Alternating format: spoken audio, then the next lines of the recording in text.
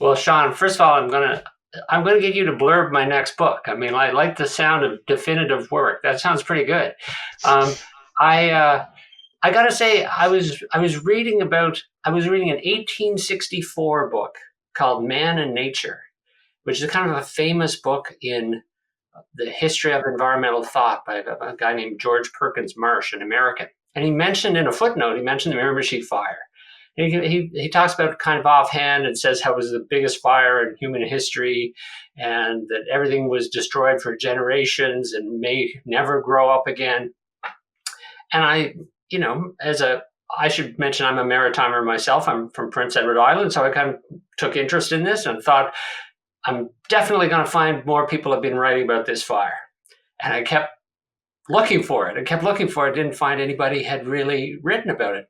So fast forward a couple decades and or slow forward a couple decades, and I thought this is what I should be doing. And so I started kind of piecing together as much information as I could about the Miramichi fire. And I mean, one of the real joys or obsessions of the project was finding all the neat stuff that people had bypassed. And to me, the reason the fire was forgotten, and this is the spoiler for the book.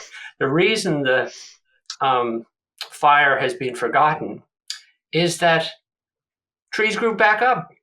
So once they grew back up and grew back more healthy, the forests were more healthy than people thought they're ever going to be. People thought, well, they must have exaggerated the fire in the first place. But I really don't think the fire was exaggerated in the first place. It was just that this was a really healthy, resilient forest. It grew back and it papered over itself, kind of.